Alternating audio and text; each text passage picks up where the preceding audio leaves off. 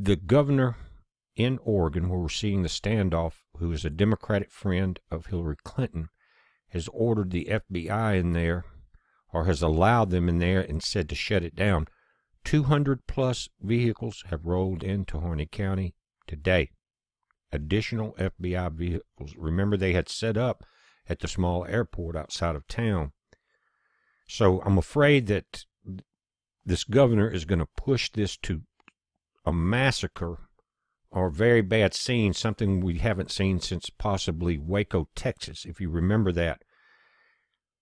Now, what gets really bad about this whole situation is Hillary Clinton and the Clinton Foundation have been exposed as being behind this whole push. And we know Harry Reid's involved, but here's what the article's saying. The Clinton Foundation took massive payoffs. They promised the Hammond Ranch and other publicly owned lands to Russia, along with 1/5 of our uranium ore. They're calling her, in the article, the whore of Babylon is shredding the Constitution and exposed as an ultimate backer of a massive U.S. land grab. That's going to make a very nice president that would sell our country like this to pocket money. Sell out your own country. That's evil. And it just goes to show you, again, what we're dealing with.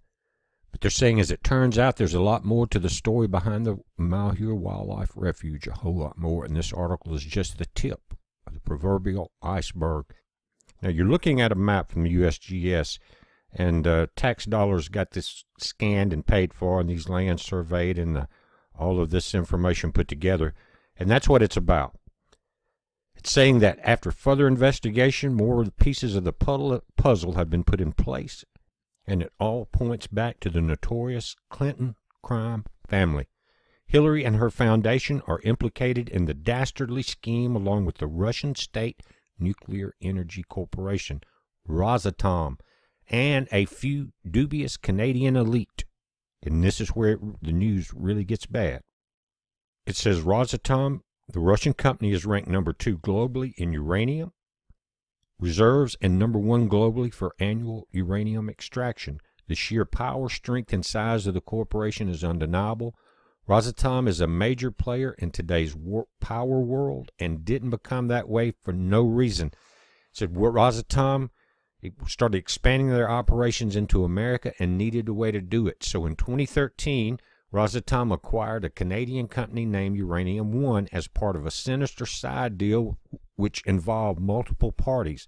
Ultimately, the deal opened a typically secure and closed door, thus allowing the Russians to get their way into the continental United States as part of a vast and extensive plan to mine uranium ore out of states like Wyoming and Oregon. The deal was essentially brokered by Hillary and was run through the Clinton Foundation using Canadian-backed contributions as a cover with one swoop of a pen. She sold out the American people and 1/5 of America's uranium resources to the Russians. It says 2 reporters in 2015 came out. They didn't get far with the report. It says at the heart of the tale are several men, leaders of the Canadian mining industry, who have been major donors to the charitable endeavors of former President Bill Clinton and his family. Guys, check out the Clinton Foundation and what a small percentage actually goes to any charity. Members of that group built, financed, and eventually sold off to Russia the company that would become known as Uranium One. It says beyond mines in Kazakhstan, they're among the most lucrative in the world. These mines that we have, this uranium deposits here, Hillary sold them. The Russians are going to mine them and sell them back to us for our nuclear power plants. They're the major extractor. It says, as the Russians gradually assume control of Uranium One in 3 separate transactions from 2009 to 2013, Canadian records show a flow of cash made its way to the Clinton Foundation of $2.35 million in 4 donations. Those contributions were not publicly disclosed by the Clintons, despite an agreement between Miss Clinton and the deal struck with the Obama White House to publicly identify all donors. Other people with ties to the company made donations as well. Listen, at that time, there was a Russian investment bank with links to the Kremlin that was promoting the Uranium One stock. They flew Clinton in there. Bill gave him $500,000 to throw a speech there. That was to cover up for the donation. At the time, both Rosatom and the U.S. government made promises intended to ease concerns about ceding control of the company's assets to the Russians. All promises were broken. After that, Uranium One has started buying up companies here now.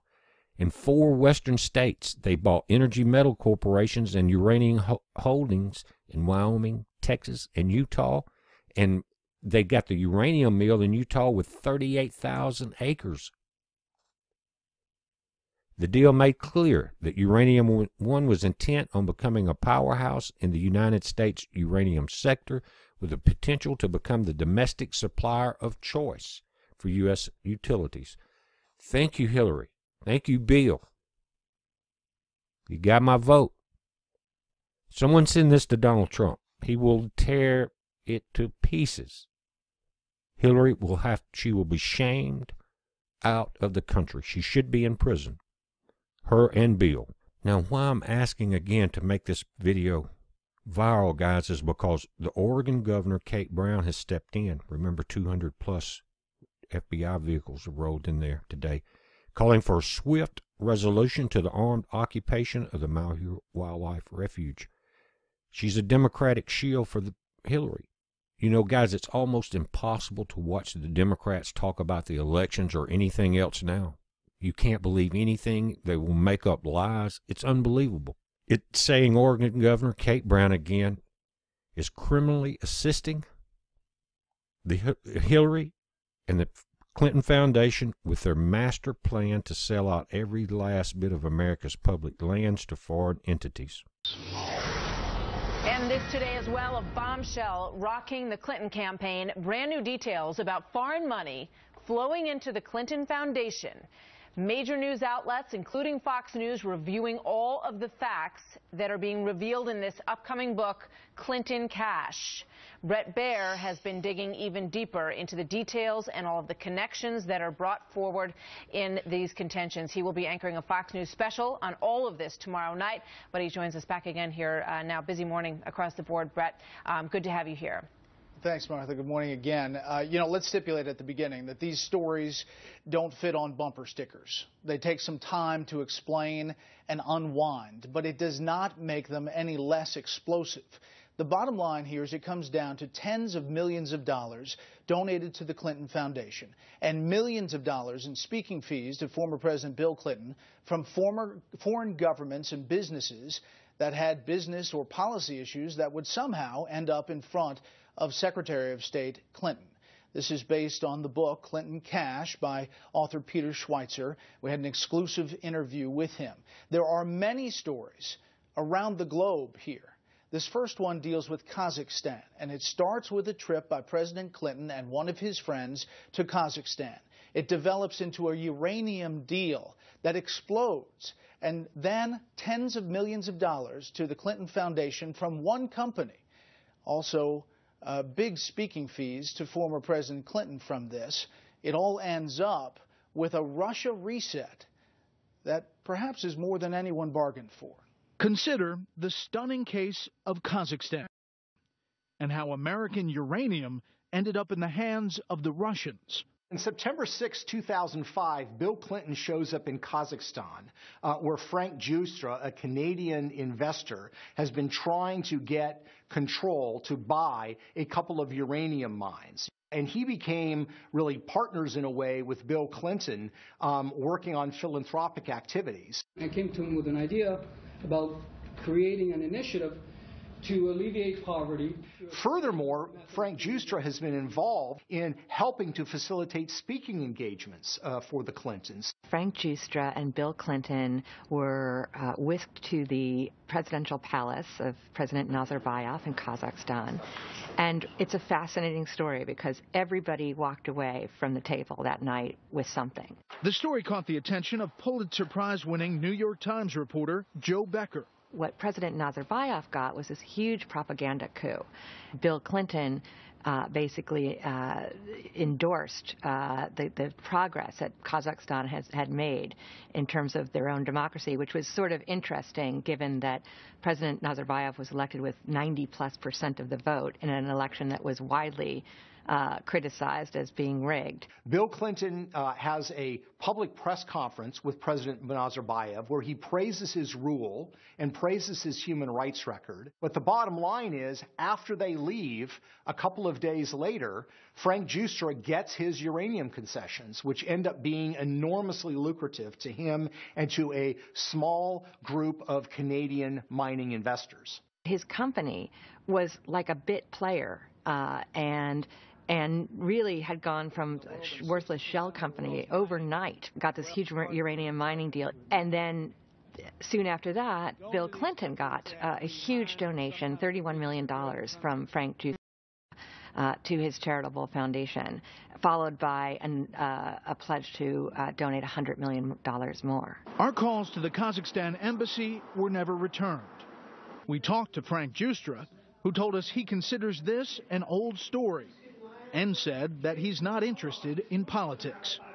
Meanwhile, his defenders insist that no undue influence was exerted in Kazakhstan because the deal did not require the Kazakh government's approval. The problem is there are corporate records that indicate very, very clearly that the Kazakh government did have to sign off and approve. And in fact, that's what we're looking at here. That's exactly. This is what we're looking at here, which is the amended Memorandum of Understanding that's dated September 15th, 2005, between the Ministry of Energy of the Republic of Kazakhstan and Kazatomprom, which is the atomic agency in Kazakh government. So there's no way that they can argue the Kazakh government was not a party to these negotiations. They were signatories to this agreement. And there's a postscript to the Kazakhstan tale. Kazakh officials wanted to take an equity stake in Westinghouse, which is a U.S. company that works in the civilian nuclear field. When you have a sensitive industry like Westinghouse is involved in the nuclear industry, that requires review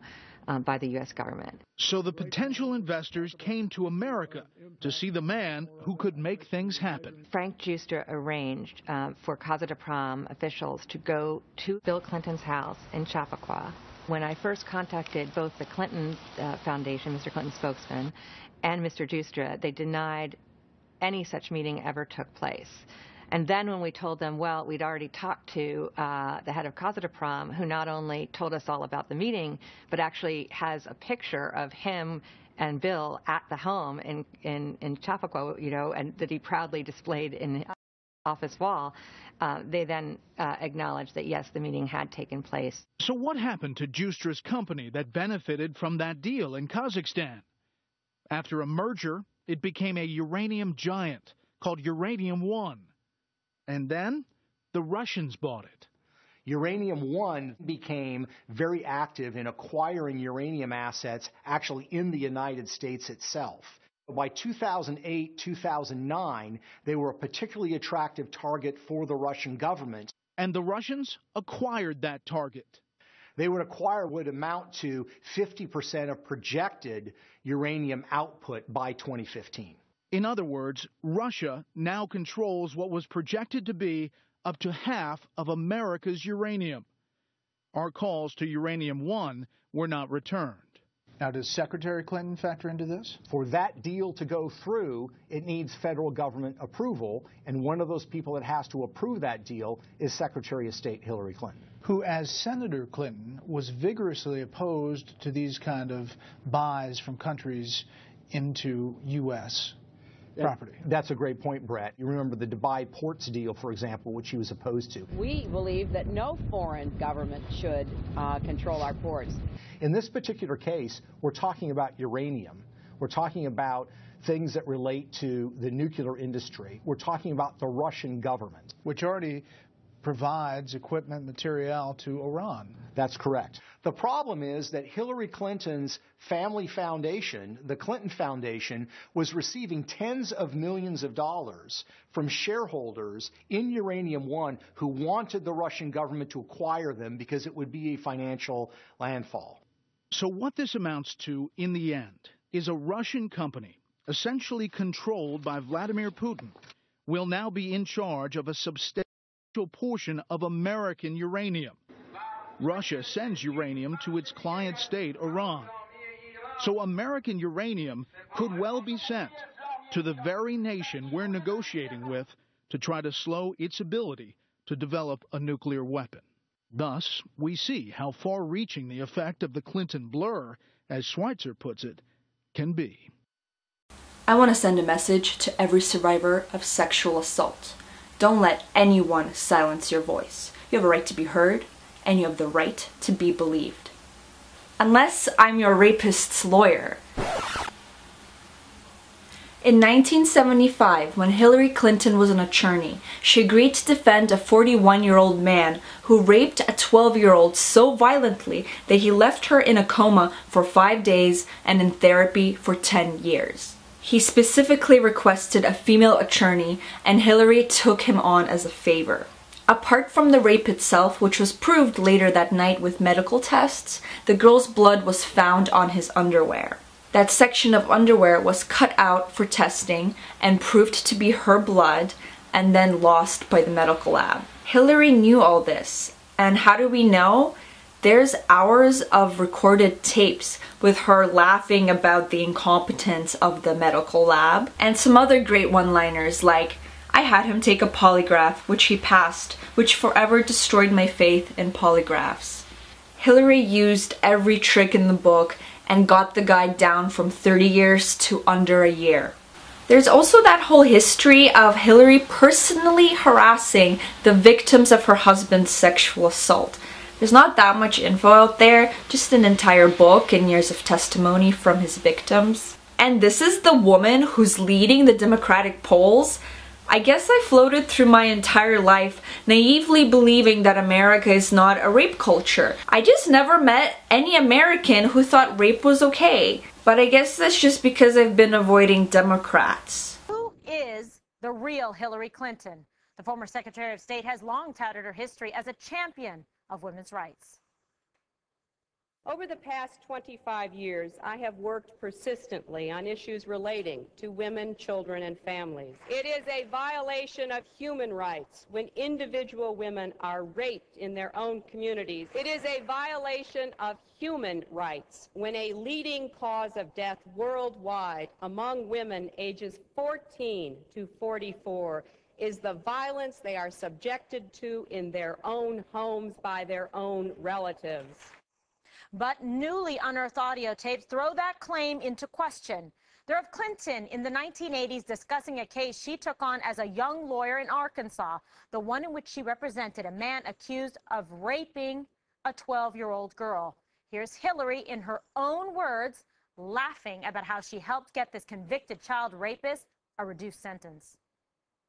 The case where I represented that guy, it was a fascinating case. It was really an interesting case. This guy was accused of raping a 12-year-old. Of course, he claimed that he did all this stuff. He took a lie detector test. I had to take a polygraph, which he passed, which forever destroyed my faith in polygraphs. How did it turn out? Oh, he pled bargained. We got him off. It was time served in the county jail. He was in the county jail about 2 months. The 12-year-old victim is now 52, and she claims Clinton went to great lengths to discredit her and, quote, took her through hell. Dana is a former prosecutor handling rape cases, child abuse, sexual assault cases. These are some of the most egregious and violent crimes that can be committed against women and children. Hillary Clinton made a choice. She was not a public defender. She took this on as private counsel and elected to represent a man and get a reduced sentence for someone who raped a child. How does this sit well with the message she's trying to communicate that she's for women and this is something she's passionate about? Well, I think that most women that support her are inclined to do so ferociously, and they are very loyal to her, and they will find some sort of way to rationalize this in their minds. They might say, well, she was just being a good lawyer.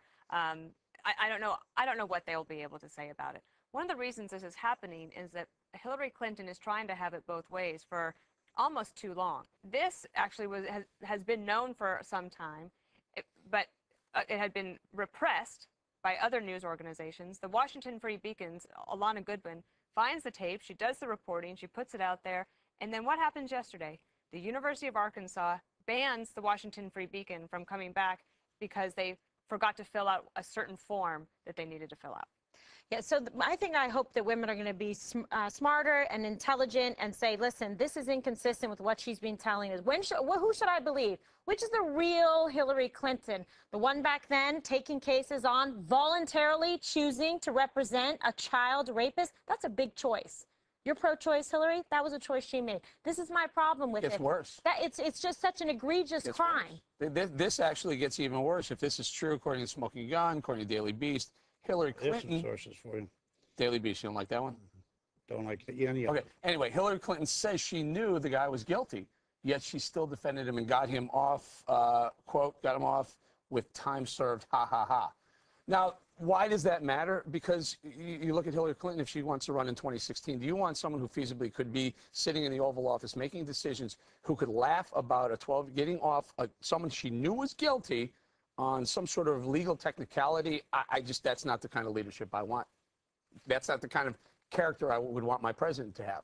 Yeah, well, it's a moral choices issue. It's an ethical issue. It's one of integrity, and it really goes to the core of whether or not you are someone that believes passionately in women's rights and the right of women to be free from violence and evil like this. Look, I was a prosecutor. We made no money as a prosecutor. I could have gone and been a defense attorney. I made a lot of money representing people like that. I made a choice because that wasn't something that sat well with me. I chose to be on the side to represent and protect victims of violent crime, the people that are most vulnerable, Jesse, women and children. That's right. And I don't have too much of a problem with her getting this guy off on a technicality. That's what lawyers are paid to do. What I have a problem with her doing is lying about this victim and then laughing about it. This is a 12-year-old girl who was raped brutally, was put in a coma. She was a virgin, okay? She was told she could never have children again. And what did Hillary Clinton do to this person when she said, this girl seeks out older men? She said, that's just a lie. She said, this person is mentally unstable. Also a lie. She said that this girl had made up rape claims before against people. That was a lie, okay?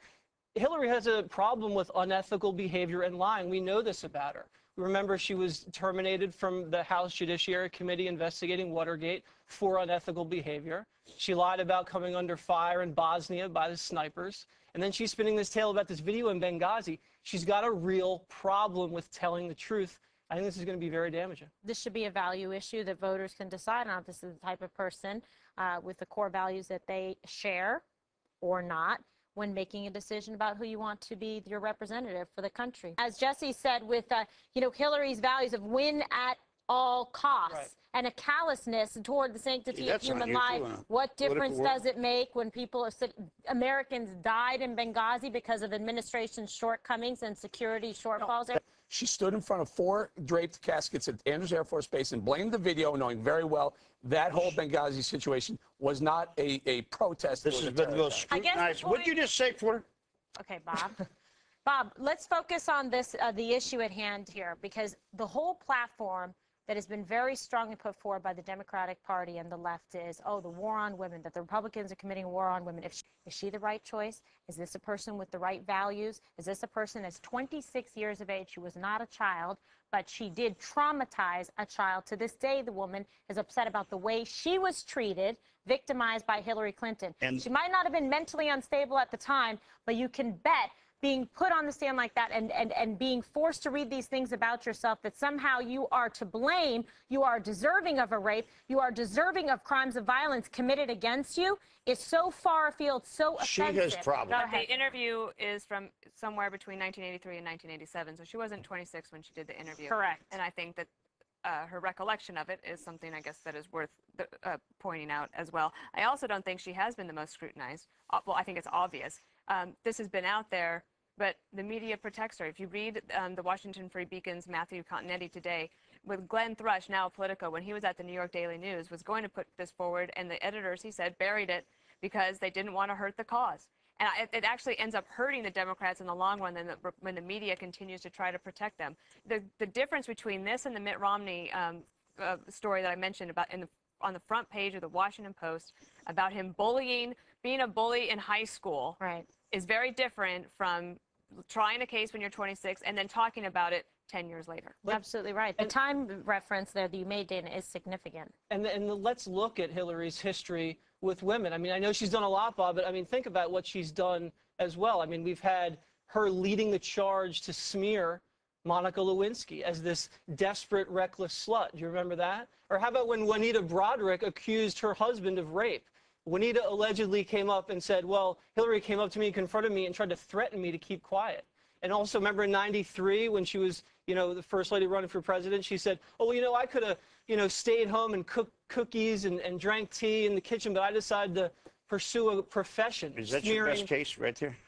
Is that my best case? Is that just what you said? These are examples of her declaring war on women when it's politically convenient. A war on convenient. somebody who was having an affair with her husband, which I grant you she was ambitious and it hurt, and it was going to hurt her, and she didn't want to see him get hurt. She stood by her husband while he was sexually harassing people all over the country. I don't know if that's the paradigm of being a feminist icon. I still find it amazing she was willing to do that, but that's not for me to judge. The question of whether you're balancing her work with women against 3 or 4 instances you're talking about and coming down on the side that she's not a good representative of women is crazy. I don't think that these are 3 or 4 instances. This is, like we said, a summation of her body of work.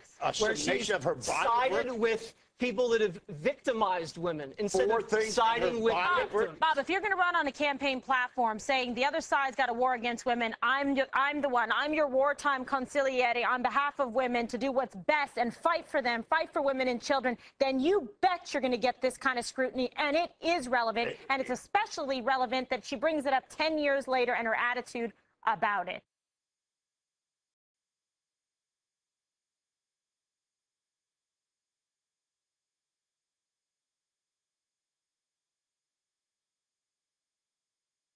Joining me now is the author of the brand new book, 2010, Take America Back, former Clinton advisor Dick Morris. He's here. I'll get into this. Congresswoman Michelle Bachmann, who has been particularly targeted by the Democrats. I'll get into this with her. But he pardoned people we have on video making bombs, the FALN terrorists. He sat silently with the whole relationship with Bill Ayers and Wright. And let's understand what was Timothy McVeigh's motivation. God knows what's going on in that crazy head of his, but there is some speculation that, and he himself had said, that it was the reaction to the Waco takeover. And Bill Clinton orchestrated that takeover, and in fact was so ashamed about what he did in Waco that he was not going to appoint Janet Reno to a second 4-year term. And she told him in a meeting right before the inauguration day for his new term that if you don't appoint me, I'm going to tell the truth about Waco. And that forced Clinton's hand in reappointing her.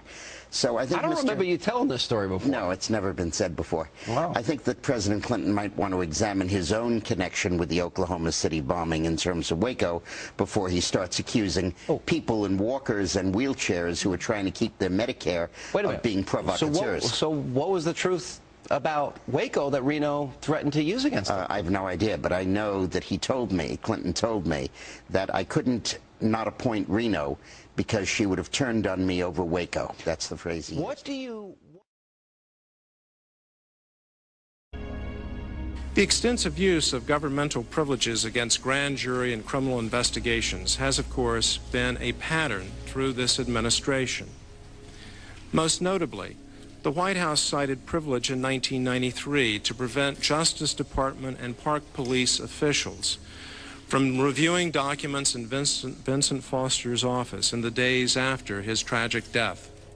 The day after Vince Foster died, I got a phone call from a fellow who used to be on my squad, who told me that they, not explaining who they were, but they had agreed that the FBI was going to come over and do a regular crime scene search of Vince Foster's office.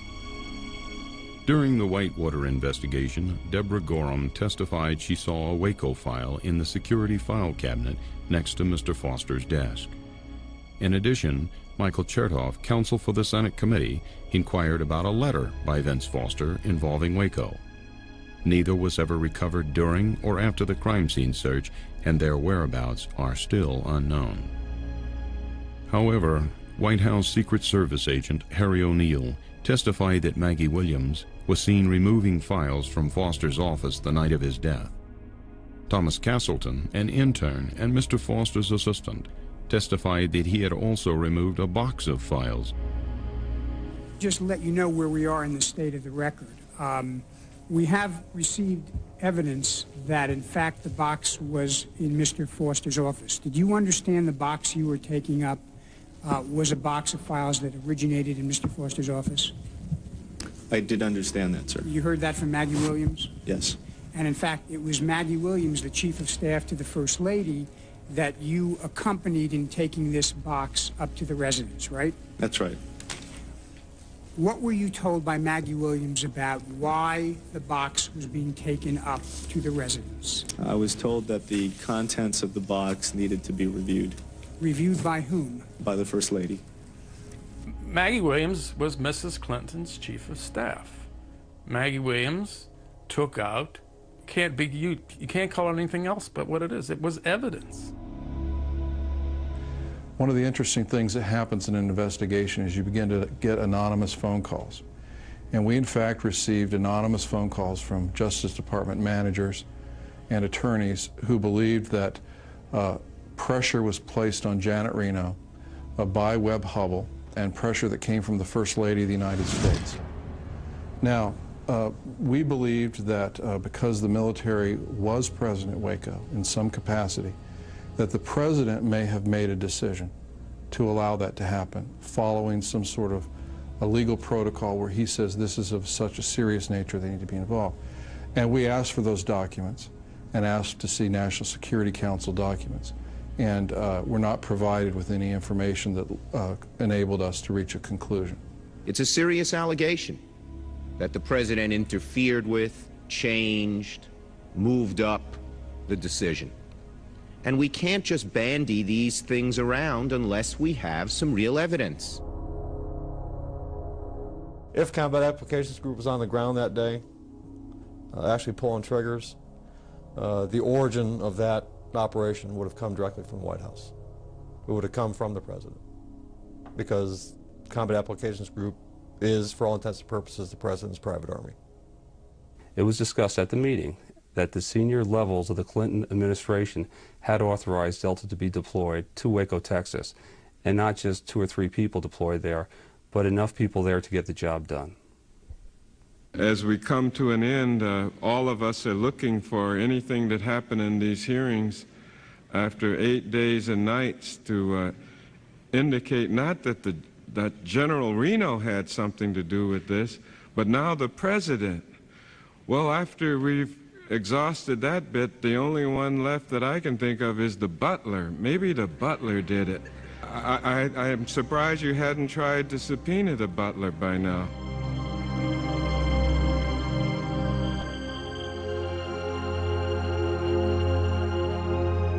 Our disappointment could not have been greater as professionals and as humans who care about the plight of others when the investigation was terminated by Congress. As I count up the deaths here, 86, and then if you want to make the leap that Oklahoma City has some connection because it was done on the anniversary of Waco, that's another 160, give or take. So you're talking 246 lives, and for this Congress to try to oversee what in the hell happened and how did it happen, it just seems to be talking about the butler did it a little capricious, a little frivolous, and that's just my opinion. I yield my time to Mr. McCullum. It's a struggle we've had. I was Attorney General when the Freedom of Information Act was passed, and the government hated the Freedom of Information Act. They hated me for pressing for it because they don't want to be questioned about what they do. They don't want to have to explain what they do. And yet, if you want to be a free society, if you want to have justice, if you want to avoid a police state, you better know what your government does. You better insist upon a right to know what your government does.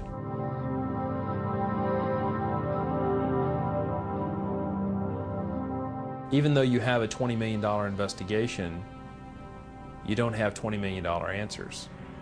There's nothing about Waco I feel good about.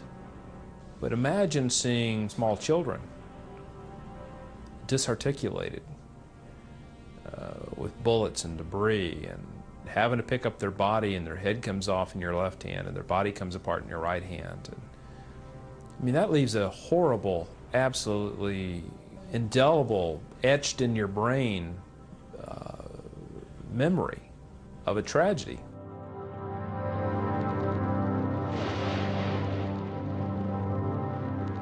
The prosecutors during our trial tried to prove conspiracy and murder, and all 11 defendants were found by a jury to be not guilty of those 2 charges. And I think that, to me, is for the president and for any media or anybody in this committee to continue to refer to us as murderers, I feel that's unjust. The government cannot be proud about what they did on February the 28th. They cannot be proud about what they did on April the 19th. And they certainly can't be happy about what this jury said to them today. We found all of the defendants not guilty of conspiracy to commit murder and of murder. In essence, there was no way we could say that they did not use firearms.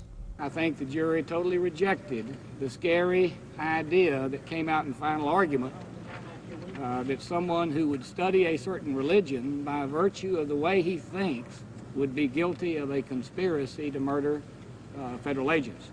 That, I think, is one clear message that came out of this trial. What we came to realize, too late to correct, was that we could not have found them guilty of using firearms without having found them guilty of either conspiracy to murder or murder. Those 2 charges were tied together. When the judge looked at the jury's verdict, he said this finding of guilty to commission of a federal offense is inconsistent. I'll throw it out.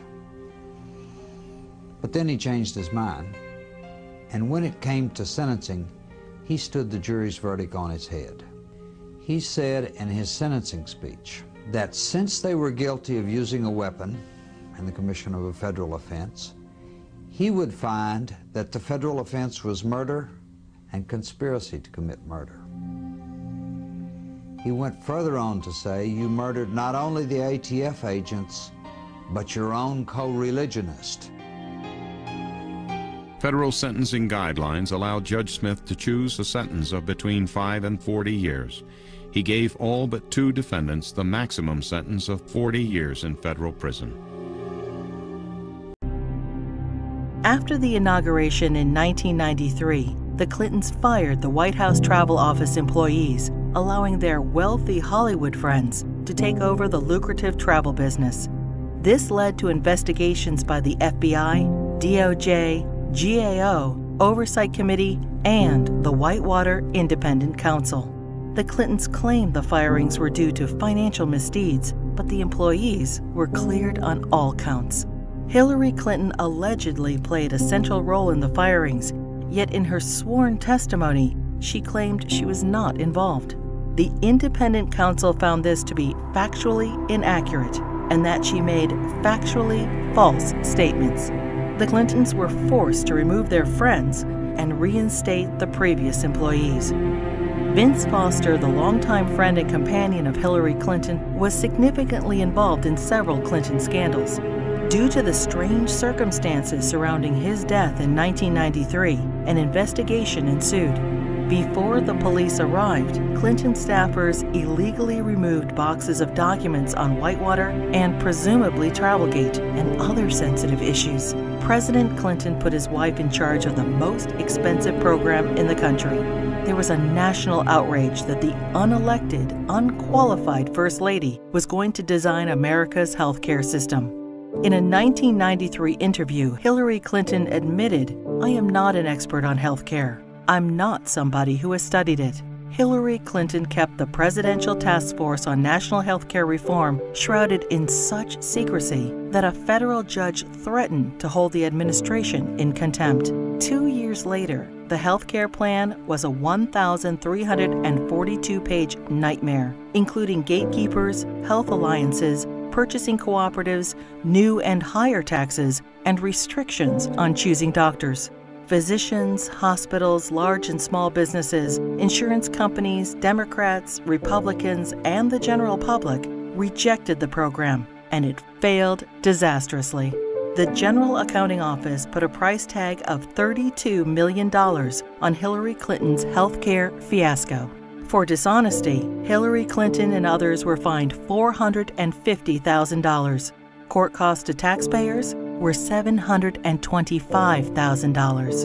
In 1996, with Hillary care fresh in their minds, Americans voted both the Senate and the House into Republican hands for the first time in over 4 decades. In 1994, President Clinton's Attorney General Janet Reno initiated an investigation focusing on fraud accusations against the Clintons regarding their real estate venture, Whitewater Development Corporation, co-owned with their friends Jim and Susan McDougal. Hillary Clinton was the central figure, and the probe revealed pervasive conflicts of interest between the Rose Law Firm, where Hillary Clinton was partner, and its client, Madison Guarantee, owned by Clinton business partner Jim McDougal. Hillary Clinton claimed billing records subpoenaed and critical to the investigation were lost. It is presumed they were stolen from Vince Foster's office the night he died. 19 months later, following the Clintons' acquittal, many of the missing records reappeared in the Clintons' residence. As they were covered with Hillary Clinton's fingerprints, she fell under suspicion of obstruction of justice. Their business partner, Susan McDougal, refused to testify against the Clintons, assuring they were not charged. Susan McDougal went to prison for her silence, but was pardoned by President Clinton. 15 Clinton associates were convicted of 40 federal crimes related to Whitewater. The independent counsel's report highlighted the president's abundant and calculating lies under oath, obstruction of justice, and abuse of power. During this case, many other alleged abuses were uncovered. The 4.5-year expanded investigation cost taxpayers $145 million.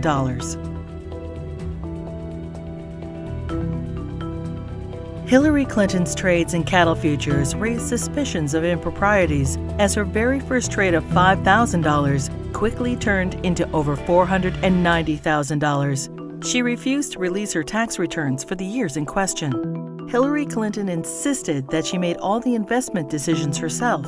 The investigation proved her trades were actually placed by her friend James Blair through the brokerage firm Refco. James Blair was outside counsel for Tyson Foods, the largest employer in Arkansas, which is state regulated. The perception was Mrs. Clinton received preferential treatment and incredible financial returns as a way to garner favor with her husband, then governor of Arkansas. Refco was investigated and paid the largest fines in the history of the exchange.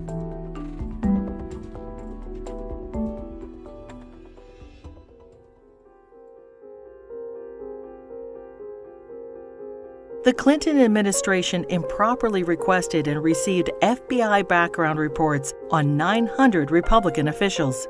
Hillary Clinton allegedly initiated the request to add data to her enemies list, leading to 3 separate investigations in 1996.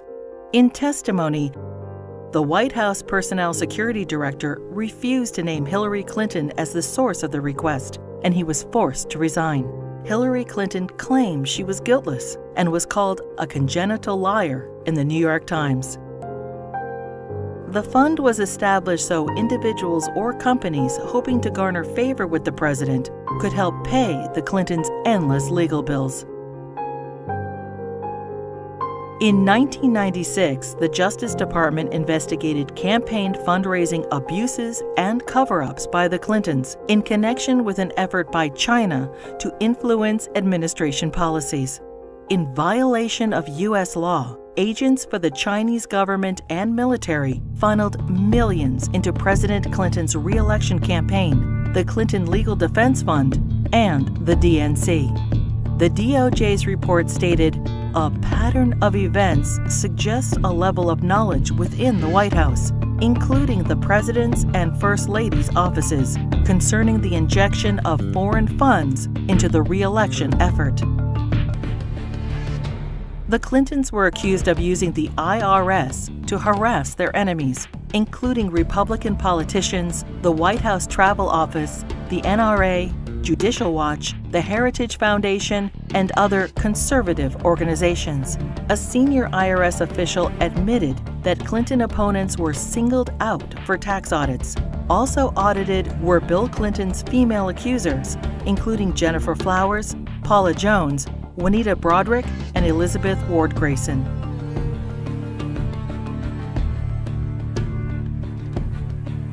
As he was leaving office in January 2001, President Clinton pardoned 450 people for crimes ranging from cocaine trafficking to kidnapping and terrorism. Several pardons personally benefited Hillary Clinton and were investigated for direct ties to her New York Senate bid.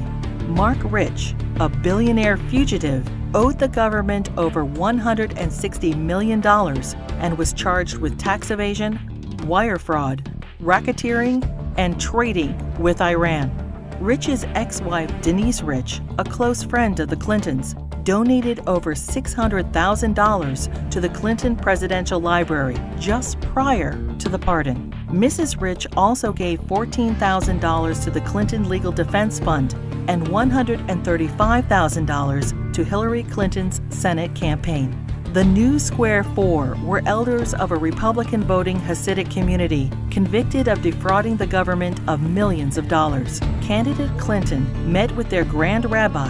Hillary Clinton received their votes, and the New Square Four received their pardons. Hillary Clinton claimed, "I did not play any role whatsoever in the pardons." Hillary Clinton's brother, lawyer Hugh Rodham, charged high fees to use his family influence to obtain presidential pardons. Carlos Vignali, a Los Angeles drug lord, paid Rodham over $500,000, and his sentence for cocaine trafficking was commuted. Almond Braswell, a scam artist, paid Rodham over $250,000 and was pardoned for defrauding senior citizens of millions of dollars. Fighting for Puerto Rican independence, the FALN exploded 138 bombs in New York City, Chicago, and Puerto Rico. During a 10-year reign of terror, 13 innocent people were killed and over 80 were maimed. New York City Councilman Jose Rivera met with Hillary Clinton proposing pardons for FALN members in return for Puerto Rican support in her Senate race. 2 days later, President Clinton pardoned 16 FALN terrorists. These pardons were condemned by Democrats and Republicans, the House and Senate, the FBI, the U.S. Attorney, the Federal Bureau of Prisons, and the Fraternal Order of Police.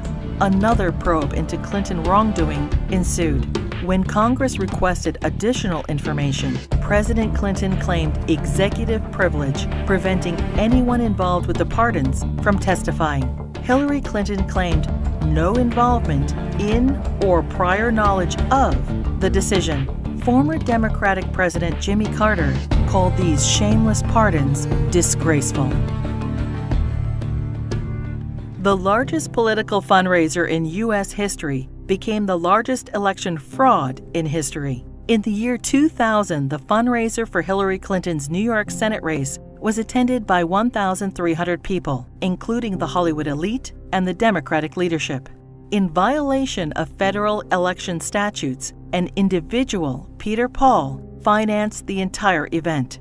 Peter Paul was also a convicted cocaine trafficker.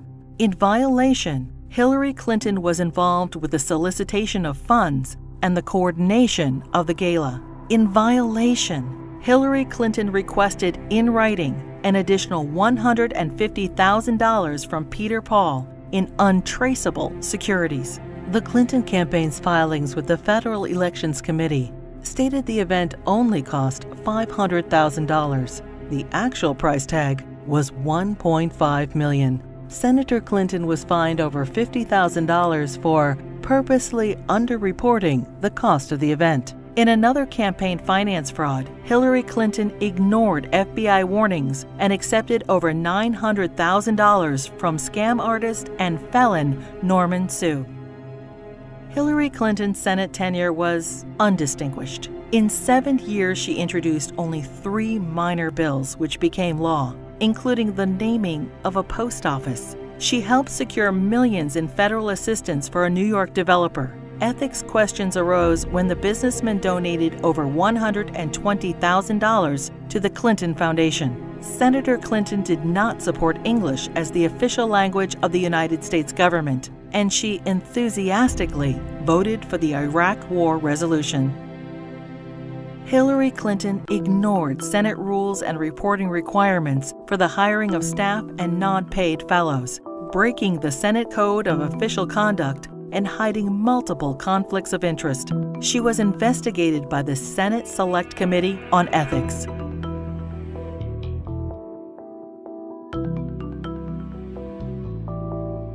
Hillary Clinton's long history of campaign finance abuses continued.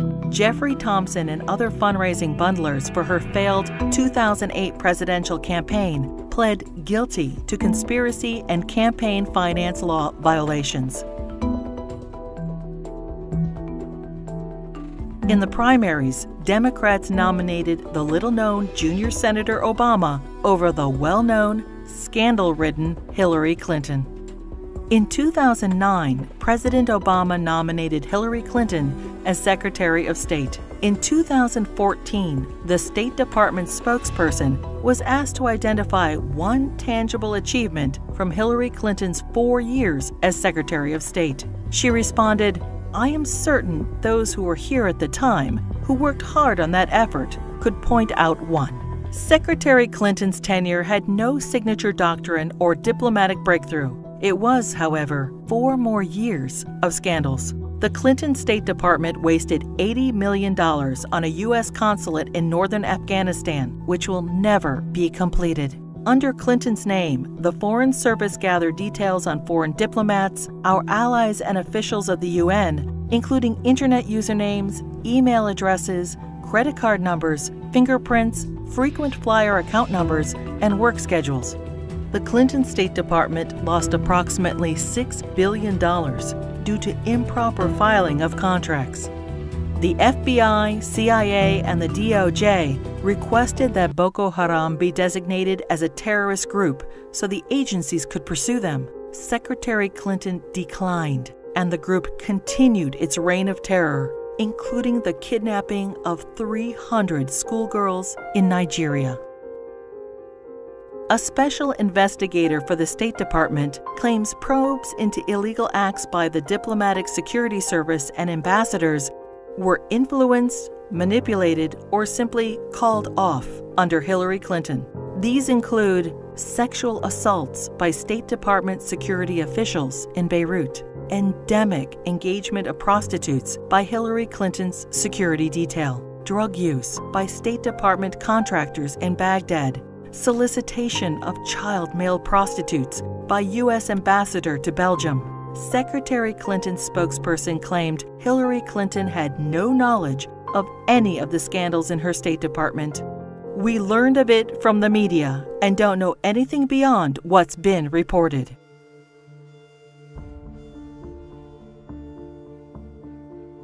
The United States mission in Benghazi, Libya, was attacked on September 11, 2012. As Hillary Clinton was Secretary of State at the time, she is at the heart of the cover-up investigation.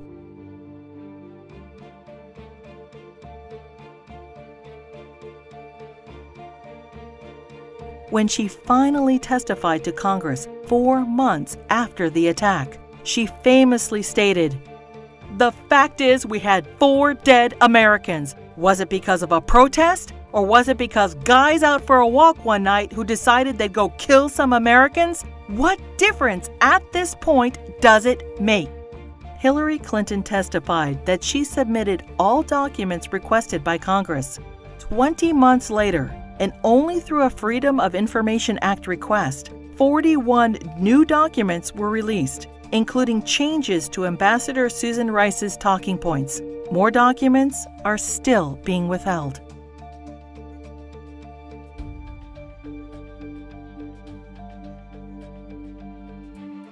The Presidential Records Act allows restricted access to documents for 12 years after leaving office. Now, 14 years later, the Clintons are still withholding thousands of records from the public.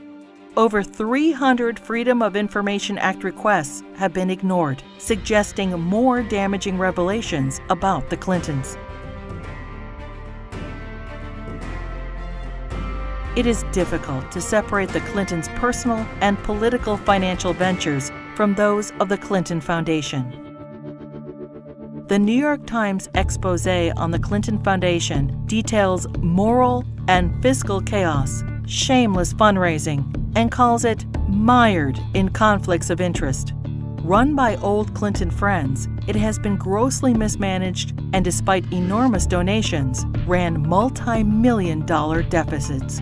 Already rife with conflicts of interest, the Foundation's offices are now shared by the Hillary Clinton presidential campaign. Americans can give $2,300 to presidential candidates, but there are no limits on donations to foundations. Hillary Clinton cannot legally accept campaign donations from foreigners, but no restrictions apply to foundations.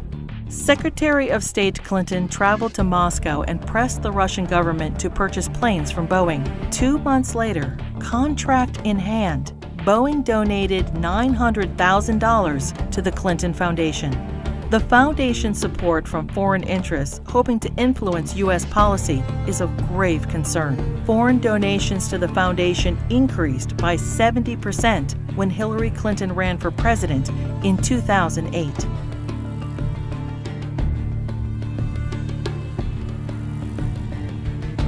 Saudi Arabia has financed terrorists, has an abysmal women's rights record, and punishes homosexuality by death.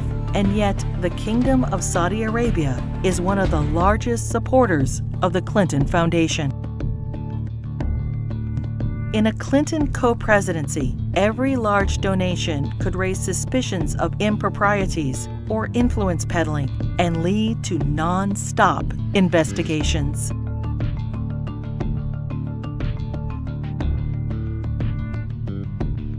Many qualified and deserving politicians, Democrat and Republican, women and men, are waiting to lead this country.